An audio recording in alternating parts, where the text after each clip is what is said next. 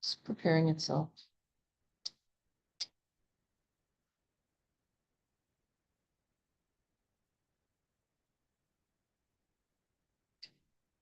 It's working, so I'm exiting out of that. I'm going to start recording and then come in.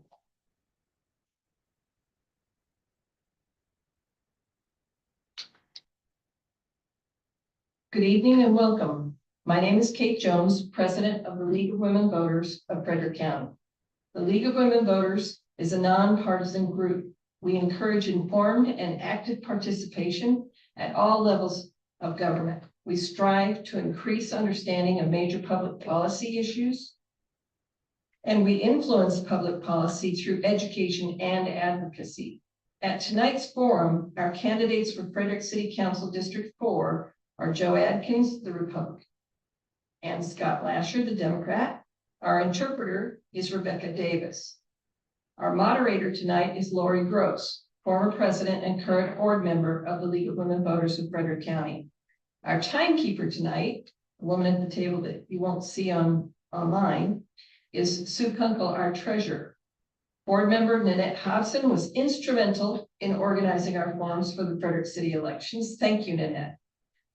Thank you all for participating in tonight's forum. Lori will now review the rules for tonight's forum. Hello, thank you, everyone. All right, let's see. Everyone should please turn off or silence your cell phones. And this event is a forum, not a debate. So that means the candidates will not be given an opportunity to directly challenge or comment on their opponent's answer to a question. If you feel like you need to respond after you answer your given question, you may take any remaining allotted time to respond. Please, of course, be civil and respectful of your opponent. In the beginning, I will give each candidate an opportunity to make a 2-minute opening remark, and then we will have questions for each candidate. Candidates will have 1 minute to respond to some questions, 2 minutes to respond to others, and as Kate indicated, our timer will show you cards indicating how much time you have left: 15 seconds, 5 seconds, and 0. And if you are still speaking if you're mid-sentence, when your time runs out, please feel free to finish that sentence. And at the end, I will also give each candidate an opportunity to make a 2-minute closing remark. To the audience, please no clapping or other noises in response to a candidate's answer to our questions. Once the forum has ended, you will be able to express your appreciation for the candidate's participation tonight. And we are competing tonight with the State of County address by County Executive Jessica Fitzwater, which is starting at 6 o'clock in Emmitsburg. And both our forum here and the State of the County address are being recorded, and people will be able to watch them later online. Okay, and now we will go to the questions. We will start with Mr. Adkins with your 2-minute opening statement, please. Sure, thanks, Lori. My name is Joe Adkins. I am running for District 4. I have lived in the city for 50 plus years, and during that time, I had the pleasure of working for the city of Frederick for 35 years in the planning department. I think that alone gives me sort of a unique perspective on the issues facing the city of Frederick. By my count, I'm only the 3rd city employee that has run for office. I have been involved with my community. I'm a member of the ERUCC Church. And I also have been involved with the youth activities throughout my kids growing up. I've lived in District 4 most of my life. My kids were born in District 4, and I do know that the hospital is in District 5, but we had 2 home births. So my kids were born there. They went to TJ like I did, and they have moved along to other things as well. I think the biggest thing that people ask me when I stated I was running and they found out I was a Republican, why? You know, they were sort of shocked. And I think the easiest answer for that is I'm really a financial conservative. I'm afraid of what the city, or pardon me, the county and the state are will do to the city's budget. The cutbacks, the uncertainties are going to be pushed down to the county and city level.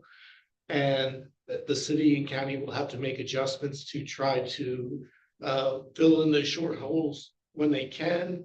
And they would also have to try to fairly disperse the money that we have. I think the city for the next year or two will need to focus on basic services, water, sewer, police, roads, maintenance, trash pickup. While I said I'm a fiscal conservative, I am a social moderate. So please consider me for District 4, Joe Adkins. Thank you. Thank you. And Mr. Lasher, same thing, Nice. opening statement. Nice time. So actually, as I was coming here, I was thinking that this is a lot more of an emotional moment than I imagined it would be. And I was trying to figure out exactly why that is. And I think it's because I've been given the opportunity over the last, how many ever months, 6 months, 5 months, to meet so many people and be acquainted with so much of Frederick. I own a business in Frederick, which you would imagine would allow me to be much more conversant with the issues facing the city. But the reality is, owning a business has caused me to be fairly focused on its health, survival. So this last few months has given me this amazing ability to meet people and to learn the issues of Frederick. And what I've discovered is that the issues are ones that I feel very comfortable in addressing. I am a trial attorney. Not only do I own my own business, but I am a trial attorney. And so I've been exposed to a bazillion, that's my word, a bazillion issues in my life. And so I feel very, very comfortable in dealing with what faces Frederick.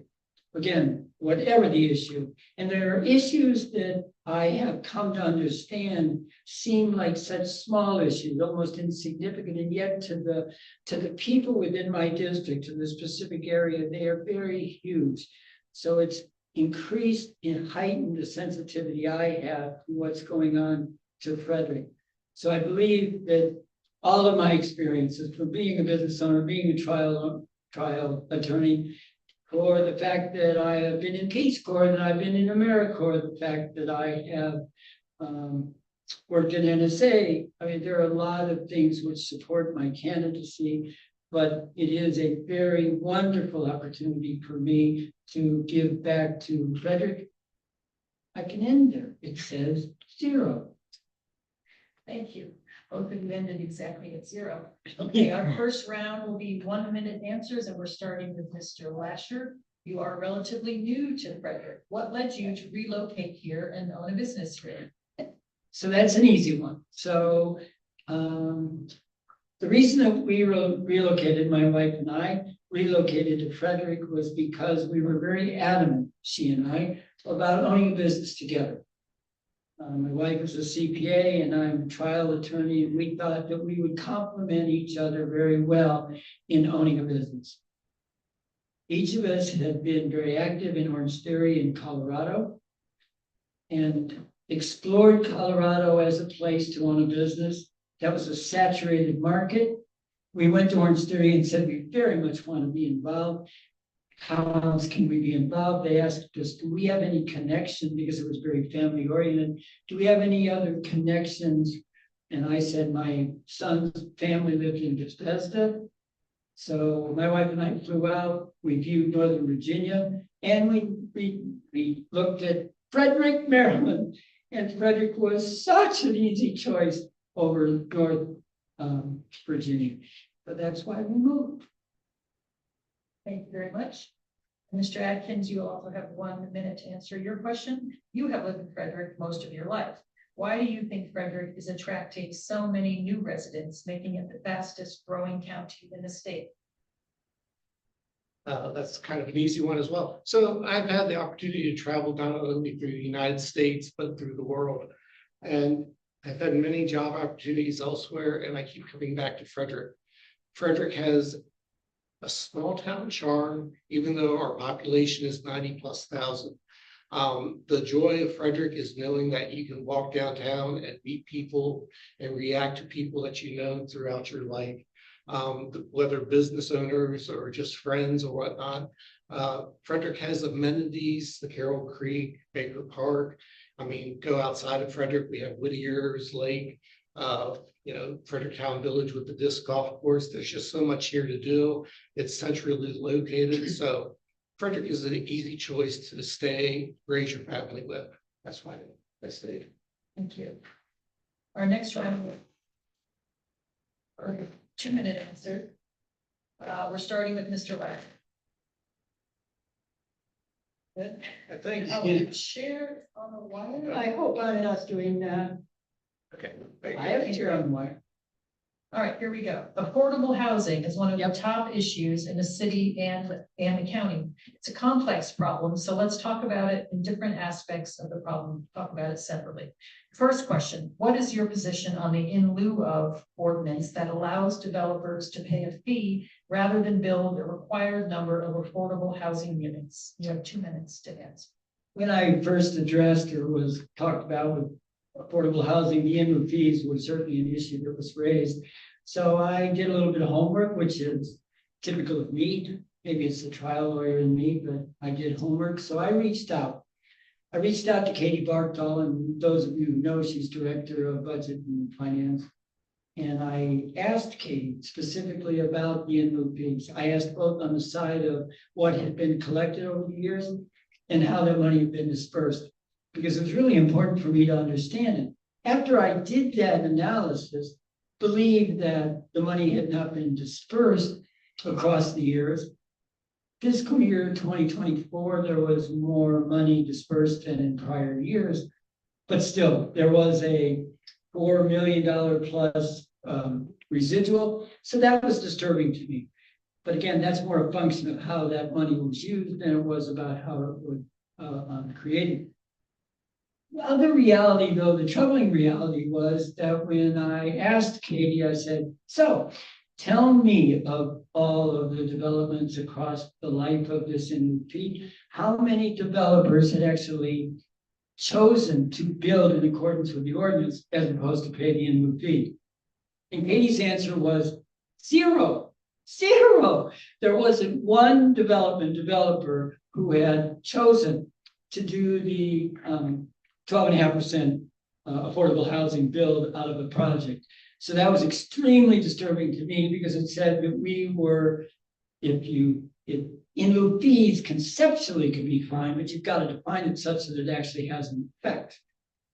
And therefore, what I would suggest, to the extent that you choose to continue the in lieu fees, it has to change substantially so that a reasonable number of developers choose, as an economic decision, because it's all about economics, choose to build affordable housing. Thank you. Zero. Mr. Adkins, same question. What is your position on the in lieu of fee developers can pay instead of building moderately priced housing? And you also have 2 minutes to answer. Okay, thanks again, Lori. When I was working in the city, we came up with a projection of how much money was going to be set aside by this fund. And within 5 years from now, we estimated that the city would collect about $16 million. We told the mayor's office, we told the director of housing and human services, and there was no plan developed. In fact, the city's just developing a plan, and this was back in the fall of 22. So I differ from everyone else. I think we should develop a plan. I think the plan should be 80% for building affordable housing, 20% to keep people in their housing. And once that plan's developed, we should raise the fees. But I differ. I don't think that the developer should pay or should be able to build the affordable units. When somebody builds an affordable unit, the city has to manage that unit. We have to keep track of the rents. We have to keep track of when they moved in, when they moved out. The city of Montgomery County has about 12 to 14 people in this department just managing affordable units. It's very labor intensive and very time consuming. So I'm suggesting that developers pay into this fund. We work with nonprofits. I'm going to just pick Habitat for Humanity. They can be any local nonprofit where we help with land banking, buying land for them so they can build units. We work with bridge loans so that they can get other loans through the federal and state systems if the uncertainty goes away sometime in the future.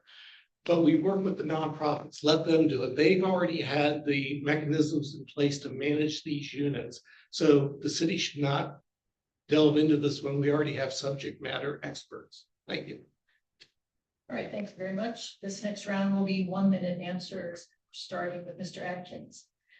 Continuing on the affordable housing theme, affordable housing often means high density areas, and it comes with more traffic, the need for more schools, and frankly, all the things that growth demands. Do you think our infrastructure is keeping up currently? And if not, what needs to change? This will be a 1-minute answer. Sure, thank you. So the city of Frederick has an adequate public facilities ordinance. And what that does, that measures the development against schools, roads, water, and sewer. Roads are very, has been the hot topic subject. But so if there's an issue with overcrowding on the roads, overcrowding in the schools, lack of water and sewer, we need to look at our adequate public facilities ordinance and address those things, because theoretically, no development should move forward if they don't meet all 4 of those current infrastructure needs. So if there's an issue with any of them, we need to look at that ordinance. Thank you. Yes, ma'am. Mr. Lasher, same question, 1-minute answer. Do you think our infrastructure is keeping up currently? And if not, what needs to change? No, I don't think it is. When I'm out and about, that's certainly a major issue of the constituency is private roads, the accessibility. My feeling is that we have built most recently strictly with the notion of increasing density, of approving projects for density without a necessary attention to the infrastructure. I believe that sincerely as I look about, talk about, and whatever. I think we're very narrow-minded in how we view projects. My fear is that we view them in a very narrow way, meaning that we don't look at the global, not global, but the effect of the project on areas that are close, neighboring, so that what becomes a reality is a traffic problem. So I think we have to look more globally in the projects that we approve. All right, thank you. All right, for the next round of questions, there will also be 1-minute answers, starting with Mr. Lasher. As a business owner, how would you rate the process of acquiring and running a business in Frederick? What, if anything, would you improve? So I've asked this question of a lot of people. For me, when I came to Frederick in 2017 and went through the permitting licensing process for my business, I found absolutely no obstacle to what I was attempting to do. While it is a fact that I had no real database, no real no way to evaluate, because that was the first business I had. Yeah, it's not the first business I've owned. I owned my own law firm, but I didn't have to go through the same processing. So I would tell you the processing for me was very easy, very comfortable, very satisfactory. As I talk about it, ask about it, most people tell you that it is a good business climate, that there aren't substantial obstacles to having a business in the city of Frederick. People will talk about certain permitting processes and fees, but as a general statement, they are satisfied. So what I would do is I would simply look at the process, make sure I was comfortable with it, and see that it needed to be streamlined. Okay, thank you. And Mr. Adkins, your question is a different one, but also with a 1-minute answer. Sure. When it comes to transparency and accessibility, how do you think the city government is doing? Would you advocate for any changes or improvements? 1 minute. Well, the city has their website, they have their outreach coordinators, they have the NACs. I think the election is a perfect example of not being able to get the word out. Me and my wife were talking about this the other night, and at the potential abysmal results from the election, not enough people voting. The city can do more, by getting simple signs, putting them in businesses, letting people know that the, places of congregation where the election's happening, get out and vote. There can be more done to increase the number of citizens voting. This new process that we went through, new form of government, was supposed to increase the number of people running for office and increase the interest in people voting. We have 3 districts that went unopposed, 2 districts that have both a Democratic and Republican candidate. And again, with only 3 races going forward, I don't know how many people are going to vote in districts 1, 2, and 3. Thank you. All right, thank you. Next round will also be 1-minute answers, starting with Mr. Lasher. Both you and your opponent are new to city politics, vying to be elected to a new form of city government. What impact will the new district representation have on the city and its residents? Oh, I think a massive impact. I think the fact that anytime you can personalize representation, I think that is such a good thing. So to have a District 4, to recognize that while 80% of the issues that I will address will be citywide, that there is a percentage that will be very, very sensitive to the issue of the district. And so by the fact of having a district system, I can know my district. All 5 of the representatives, not counting the LRs, can know their district, know them intimately, and therefore bring to the city government as a whole, the city council as a whole, a much, much greater awareness of what's going on in District 4 than if each of the members of council had to be that conversant with all aspects of what's going on in the city. Yeah, I'm spitting all that. Mr. Adkins, same question. What impact will the new district representation have on the city and its residents? And you have 1 minute. Yes, thank you. So I agree with Scott. Most of the issues facing the council will be citywide issues. But when I'm out talking to the residents, it's really the little things that they are complaining about, paths not being connected, turn movements that should be restricted, getting the plastic flex poles to prevent people merging at the last minute. It's really the little things. So I think by district representation, we can push those issues forward, talk with appropriate staff to see if we can find some type of solution. Again, most of the issues I think facing the council will be citywide issues, but again, having that one person you can go to, and hopefully that one person's responsive, will make all the difference, I think. All right, thank you. Next round, we'll start with Mr. Adkins, and these will also be 1-minute answers. How do you feel about non-citizen residents voting in this election? So I just don't see why that was ever passed.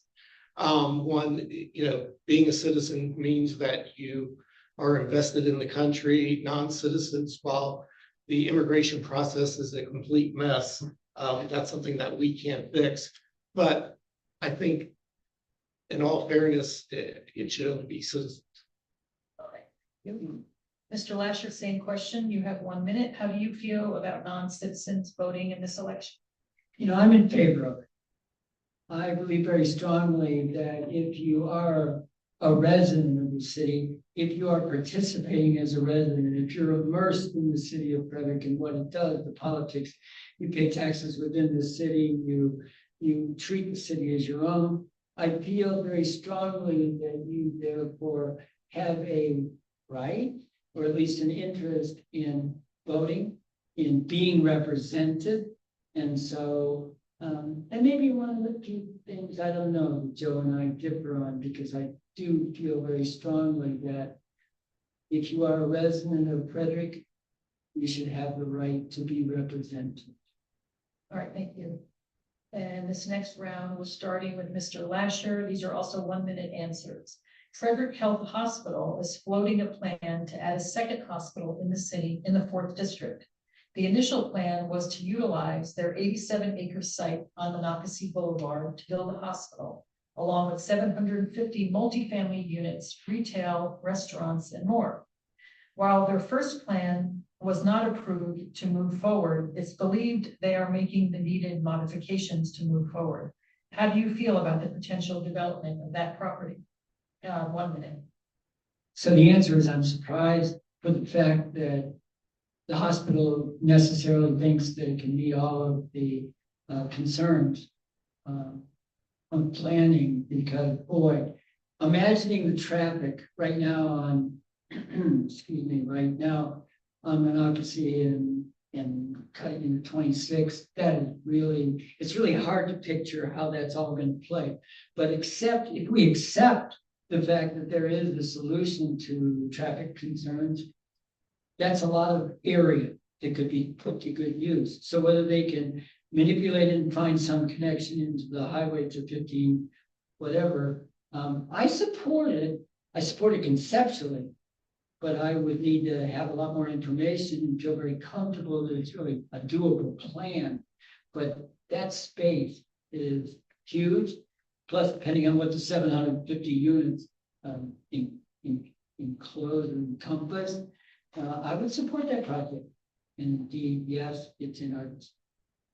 All right, thank you. Mr. Adkins, this is your next question with an answer.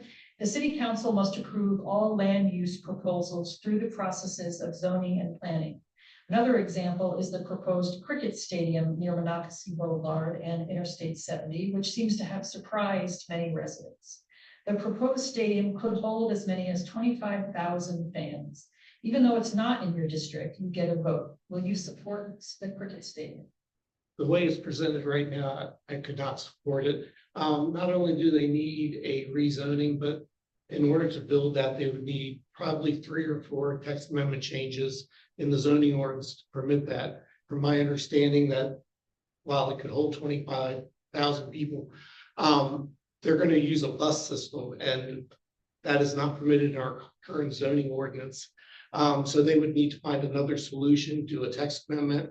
I think the traffic caused by that would be tremendous. Although the residents around that area also have to know that the land is zoned and something will go there, whether it's, 4 fast food pads or, a Target or whatever it may be. There will be something that goes there, but I think the cricket stadium is trying to put too much into a small bag.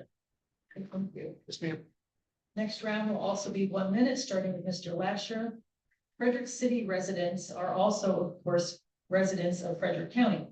What new initiatives would you like to see the two governments to work together on to improve life in your district?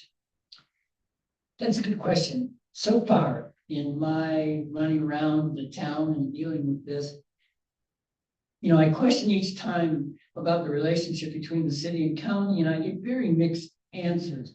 So certainly something that I want to improve, if it really needs to be improved, is the level of communication between the city and the county. I want more frequent meetings. I want it to be meaningful. I want it not to just be sort of a perfunctory meeting of part of the council and part of the commission. So I think there needs to be that upgrade of the level of communication. In terms of initiatives, I would want to look at the taxation system. I would want to, again, look at initiatives that are really the joint expression of a city and county partnership. And I'm not sure that's what we have. 5 seconds. Thank you. Okay, Mr. Adkins, your next question, also a 1 minute answer. Do you think young voters in your district are engaged in the city's issues and policies? If not, how would you encourage more engagement as a council member? So my daughter's 21. She actually voted because I would probably have a senior talking with her if she didn't. But I think the younger voters, and I'm talking 18 to mid 20s, the investment's not there for them right now, because they don't own a house or they work elsewhere and they just live here. I think what really needs to be done is to engage them on their level. And I know that the mayor has currently started a youth advisory group, which has been on and off again for many years. That's one way to do it. I think another way of doing it, and tying into Scott's question, is again to teach civics in the high school area. You know, to get the kids interested, to show them, hey, look, they just passed this, and this is going to have a direct effect on you, not only today, but for the next 10 years. Thanks. Our next round will be 2-minute question, 2-minute answer, and we are starting with Mr. Adkins. If elected, what would be your top priorities as a new council member? 2 minutes. Oh, that's a good one. So I think the first right thing right away is to look at the MPDUs. As I mentioned, I think that the city should require the developers to pay into the funds and then start working with nonprofits to build the MPDU program. And once when the plan's in place, I believe we could rate, the developers would feel comfortable knowing that we have a plan. We could increase the fees to make it on equal level with the county. That would be the first thing I would do. I would say the second thing to do would be to look at the overall structure of the city. While I'm not in favor of getting rid of many positions, I think there are places where we could cut back. The other issue that I would take note with, and I did put it in the League of Women's Voters Guide, is looking at the tax rate.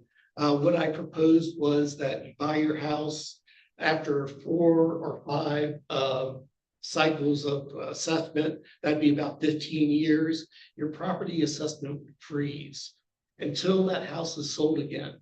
So that way, it would not only help the seniors by capping your assessment, but it would also help in that to reduce the overall burden on people that have lived here for many, many years. So those would be the 3 things that I would look at right away.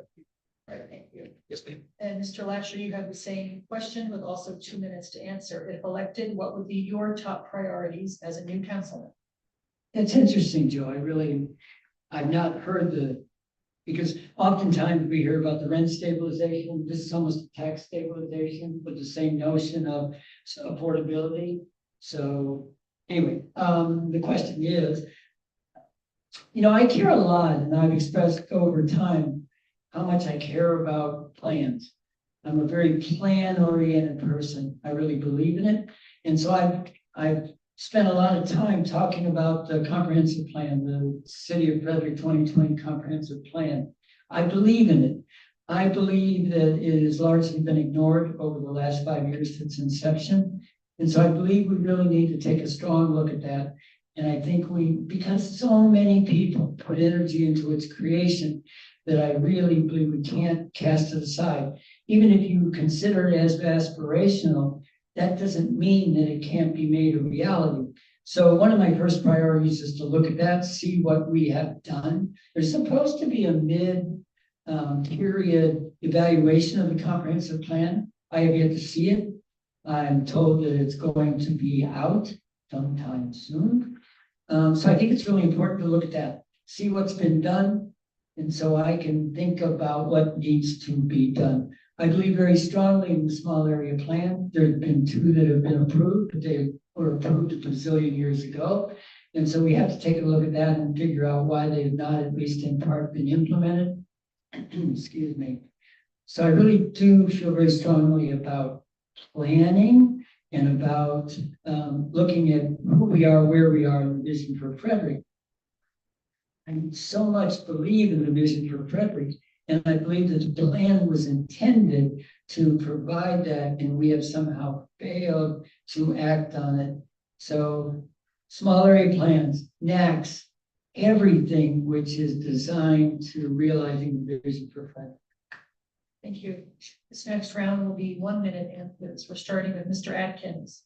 Both the state and federal governments are cutting budgets that support our city projects and nonprofits. Rising costs and tariffs will also take a toll on budgets. As a council member, how will you approach the economic times ahead? Yeah, that's the whole reason I got involved. The uncertainty at the state and federal level is really kind of terrifying if you think about it for more than 30 seconds. there's not one thing that we can do, but I think first thing we need to do is to sit down with the county and pool our resources to understand what we have and what we can fix. I think with the federal employees receiving their last paycheck, the mayor has, don't quote me on this, I believe $20,000 in his budget to help with legal fees for non-citizens to get through the legal process. I think we scrap that. We give $20,000 to the food banks right away to help with the federal workers, because the drain on the food banks is just going to be enormous until both sides can come together and play nice. Thanks. Okay, thank you. And Mr. Lasher, 1 minute answer from you. What do you think the city's budget priorities should be going forward? That's a different question. So, again, one of the first things that I did when I got involved was go to Katie Barthel. And so I reviewed last year's budget, this year's budget, so I could understand how the money is being spent. I don't know that at that point or this point, I feel that the budget is necessarily failing. There was a substantial, I don't know what substantial is, there was an $8 million plus or minus excess built into the budget. So when we talk about taking care of people at this time when there is a shutdown, there are adequate resources in the established budget for contingencies like that. Certainly taking the $20,000 from, and this is what Joe and I would conceptually differ. I believe in non-citizens. I believe in their right to vote. I believe whatever I believe, but certainly 20,000 is a very nominal amount, and I'm certainly not whack that. But I think the answer is the budget as constructed and the contingencies as exist are sufficient for our immediate. Okay, thank you. For this next round, we will have 1 minute answer, starting with Mr. Lasher. Is this your first time seeking public office? If so, why now? It is. It is. While in the past I've thought many times about it, I have never gotten to the place of doing it. This time, one of the reasons that I got involved is because I was asked. And there's something that plays on my, oh, well, I've always wanted to do that. Now somebody cares to have me do it. So I was asked. And I began to contemplate what it would mean to actually run for city council. And I recognized that a lot of the gifts that I bring to my business that I've brought to clients in the past are gifts that I can bring to city council, that I have the ability to improve the quality of life, to improve Frederick, to enable, facilitate the ability of the city of Frederick to realize its vision. So it's the qualities that I possess that I felt very strongly that I wanted to take to the next level beyond the business that I own to the city of Frederick. Okay, thank you. Yep. And Mr. Adkins, your 1 minute answer. You recently described yourself as a lowercase r Republican as opposed to a capital R Republican. What did you mean by that? The short answer is I'm an old school Republican. I grew up, and so I think that my opening statement where I said that I'm really a fiscal conservative, that's my Republican side. And then I'm a social moderate. And so that's where I sort of slide down the scale to a small r, like a big R. Okay, thank you. Another round coming up of 1 minute answers, starting with Mr. Adkins. New policies and actions by the current administration in Washington have some Frederick residents feeling unsafe, especially our immigrant and LGBTQ plus communities. As a city leader, how will you address those fears? Yeah, it's a good question. Our police department is very good at addressing some of these issues. During the Pride Festival of the Pride Parade, I participated in that with my church. It was amazing the turnout that came out with that. The Christmas parade downtown gets a lot of people, but for the first year out, the Pride Parade did pretty darn well for itself. I think really it's just a lot of dialogue with these different groups. And, while the mayor would be leading that charge, I think each councilman should be having the separate conversations with these individual groups, just to rest assured that if they have issues, they can contact us or contact the police. Okay. Mr. Lasher, same question with a 1-minute answer. As a city leader, how will you address the fearfulness that exists in our immigrant and LGBTQ plus communities? So Freddie, my opponent in the primary, and I have had discussion. Because Freddie, as you may recall, is a young, I think he's 34, which is young, gay man who is an immigrant. And so I reached out to Freddie because that question is really important to me. And Freddie would espouse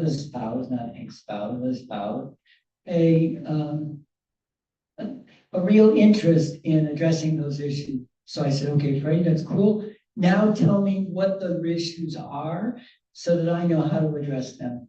And so I'm waiting for and will continue to solicit from the community what it is that we can do specifically, not a general dialogue, not a statement about, oh, we have to take care of young people and we have to take care of whatever, but what is it?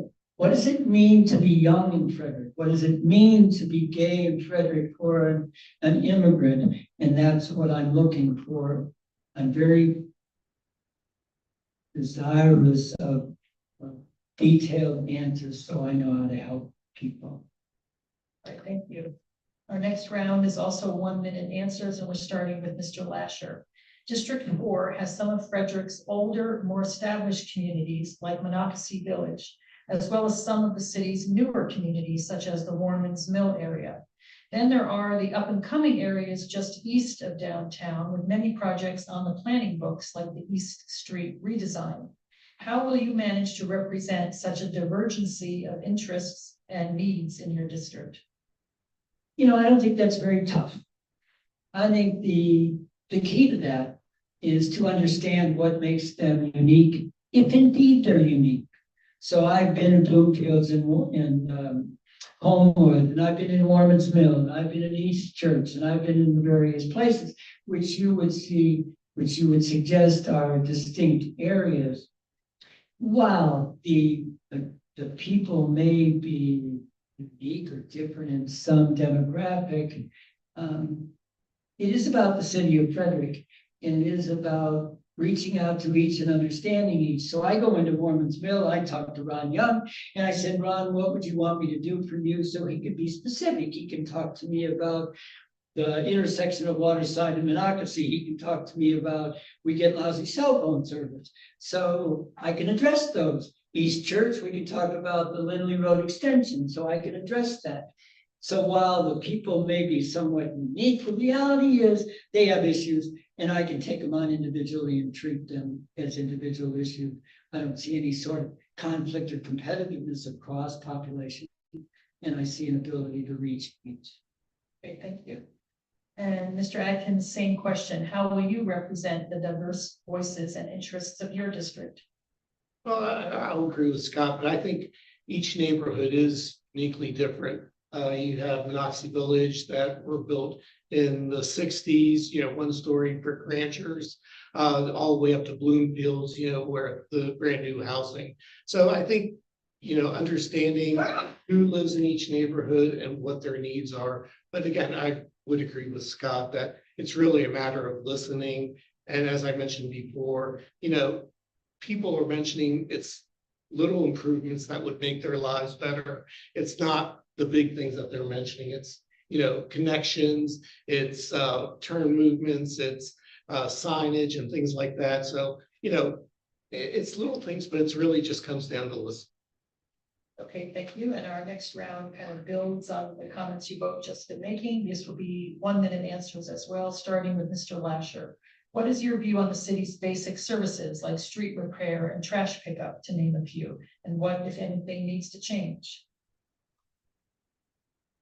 I don't hear too much about trash pickup. So I don't know what needs to be changed. And again, allow for the fact that one of the first things I do is gather information. So when I get into a forum like this, I'm a little hesitant, reticent about going into too much detail because I'm not sure that I have the detail from which to make specific recommendations yet. We talk about things like the cricket stadium and we talk about the Monocacy project and we talk about these things. And while I have an answer, I feel like that needs to be tempered until a time when I've had an opportunity to do a more thorough investigation. For example, in the cricket stadium, while the paper and everybody talks about 25,000 people and how the heck are we going to accommodate them, I met with the people who were supporting the cricket stadium. They said it was never intended to be greater than 10,000. So when I hear discrepancies or seeming discrepancy, I recognize I need to chill a bit until I have more information so that I can then reach a reasoned decision about it. Okay, thank you. And Mr. Adkins, your question for this round, also 1 minute answer.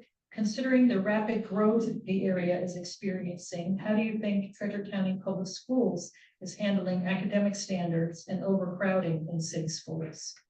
Well, first, there's no city schools. They're all county owned and operated. But there are schools within the city of Frederick, and I understand what your question is. And really, that is more of a Board of Education issue. I will tell you that throughout the last 30 years, the city has grown in population by 2 to 3% a year, which is not excessive growth.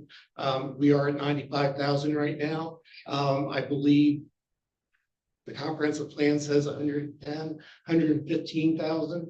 But getting back to the growth, it's part of the plan for the city and the county to both have growth centered around the services being provided, water, sewer, social services, schools, and that kind of thing. So that's why we see a lot of growth directed towards the city or surrounding the city. Thank you.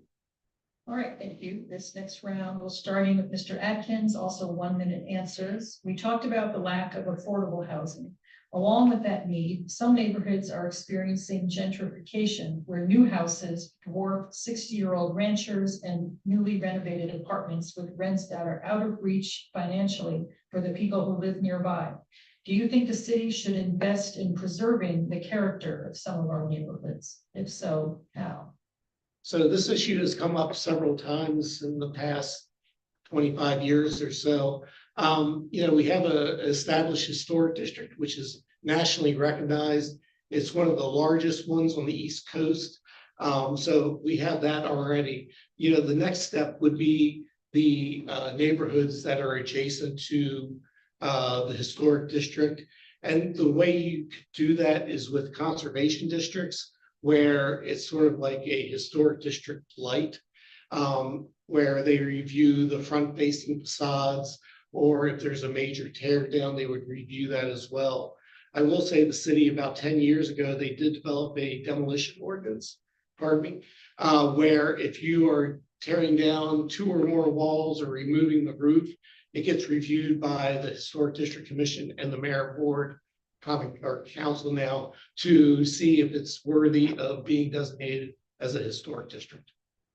All right, thank you. And Mr. Lasher, your question for this round, also the 1 minute answer. As the downtown festivals grow in popularity and success, what needs to be done to encourage events in other parts of Frederick, especially District 4? That's interesting, because you have to imagine what would be the venue for the events. So what is the nature of the event what is the nature of the event and what venue would best accommodate those things? I've been to many events, but I've been to events in Monocacy Park. And I find that to be a very appealing site for events. And so to encourage the use of that, there's been some additional work done on Monocacy Park. So finding what's available within the district, such as Monocacy Park, and then deciding what events can use that and make that venue most appealing or allow that to be used rather than everything being downtown. So I would suggest the answer is to identify within the district what's available what would be a logical use for those, and then for us to make a more aggressive solicitation push to encourage events, organizations to use those facilities. All right, thank you. The next round, we're starting with Mr. Adkins, also 1 minute answers. What impact will the tightening of state and federal budgets have on Frederick's arts community? Well, I think it's not only the arts community, but it's all nonprofits. It's going to be devastating. And again, that's why I got into this. Again, I think the city and the county need to get together and pool the resources for the next couple of years to see how we can help nonprofits that are going to be losing state and federal funds. It's really, I think it's going to be devastating for all nonprofits. Getting back to Scott's question real quick, we could have a parade on the Golden Mile on Key Parkway, a boat race up at Whittier's Lake. There's lots of things we can do to draw things away from the downtown and to give each community their own sense of pride and identity. Thanks. Okay, thank you. Mr. Lasher, your question for this round, also 1 minute answer. Is the city offering enough to keep our young people, especially teens and tweens, engaged in our community in positive ways? The answer is no. And I say that not because I'm a young person, but because that is something that I hear about quite often, is the fact that we have not enough to attract young people. Not only do we have not enough to attract them, but housing initiative is an issue. So we have to look at affordable housing, and that's part of it. But we also have to look what's available to young people. So again, and I bring Freddie back into it because Freddie was campaigning on the fact that he, at least in part, on the fact that he was a young person and could represent those interests, positions. So one of the things that a lot of people have talked about is much more, many more, whatever, live activity, music, venues, and there's been some suggestion of building that downtown. There's also the suggestion of using the cricket stadium for that purpose. But I think we have to be very, very sensitive to the fact that we don't have much that is specific to young people, and that we need to devote our time, energy, whatever, to figuring out what it is that we can offer.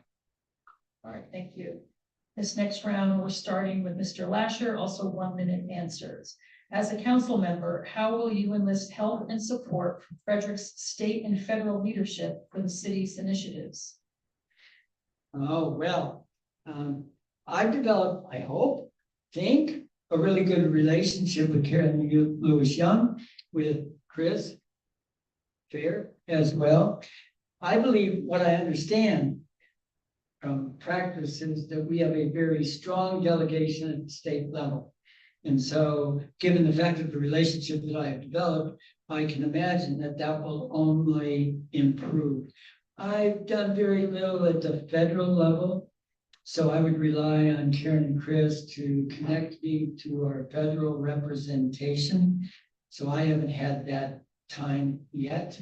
So I would anticipate that I will develop that relationship as I have been successful in developing relationship on the state level. Thank you.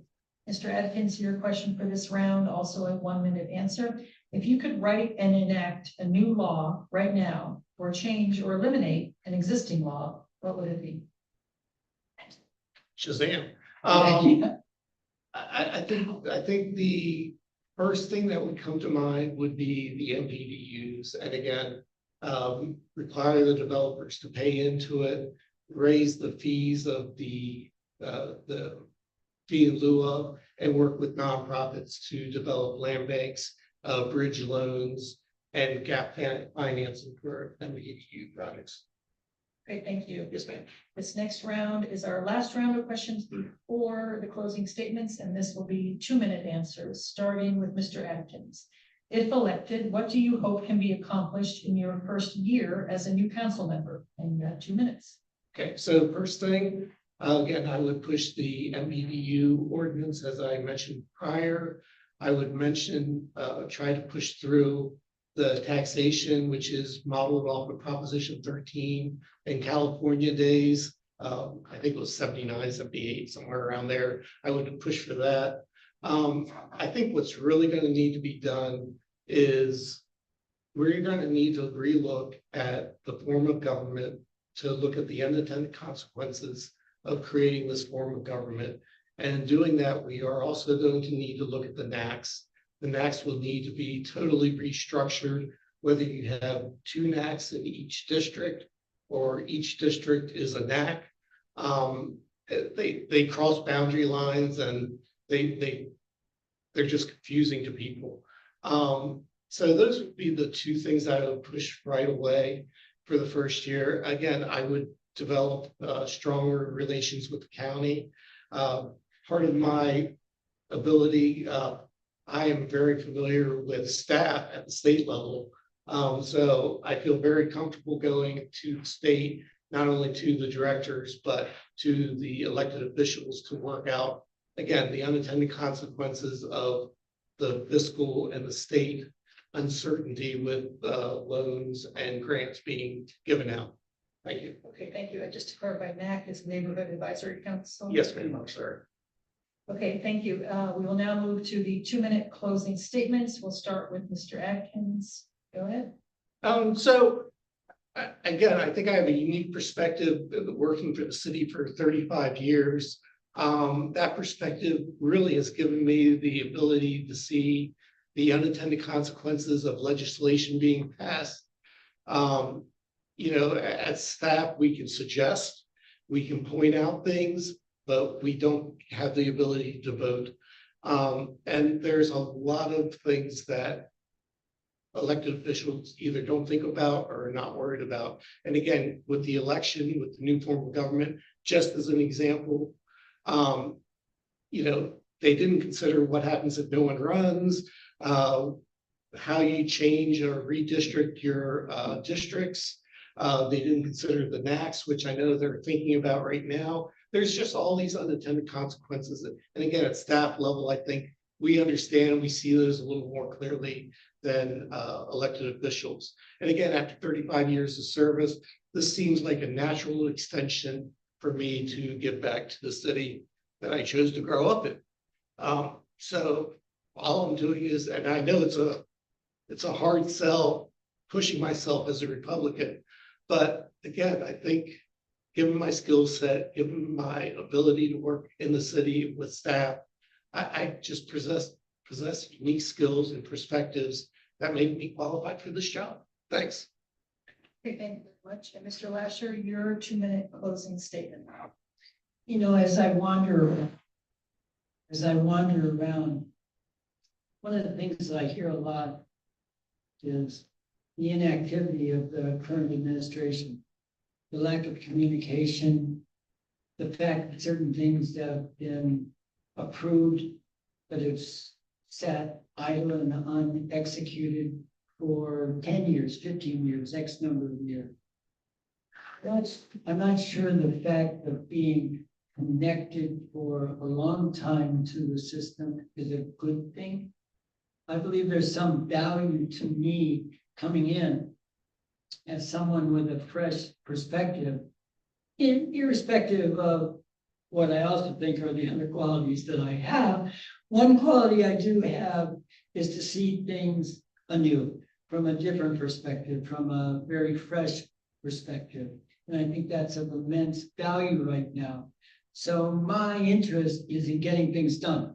My interest is in examining what the city expressed as its vision for itself, 5 years ago, 10 years ago, and wondering why it's not been done.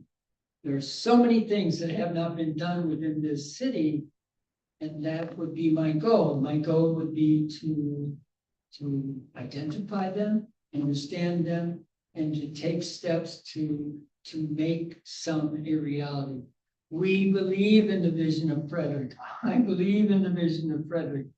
I am not a nihilist. I'm not negative in any way about the future of Frederick. So I'm here to offer you a new perspective, but a wide range of talent, which I think would allow me to help Frederick realize a vision, allow us to move forward.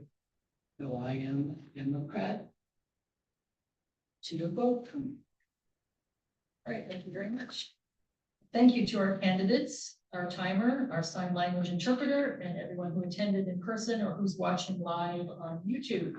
Additional information is available for voters in the voter's guide created by the Frederick News Post and the League of Women Voters of Frederick County. We have some copies in the back, both the Spanish edition and the English edition. The Frederick News Post distributed the English guide to their digital and print subscribers a couple of weeks ago in their paper. And the League of Women Voters has been distributing hard copies all around the city to this library and senior centers, churches, the Asian American Center, Centro Hispano, the Hispanic Chamber of Commerce, the food bank, rec centers, and more.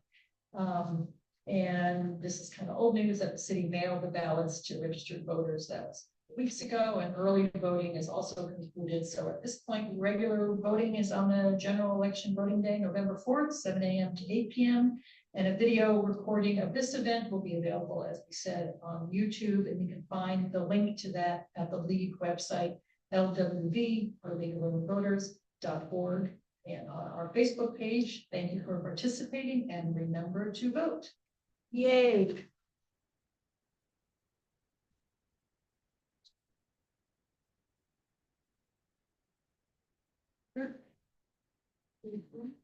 Thank you, Kate.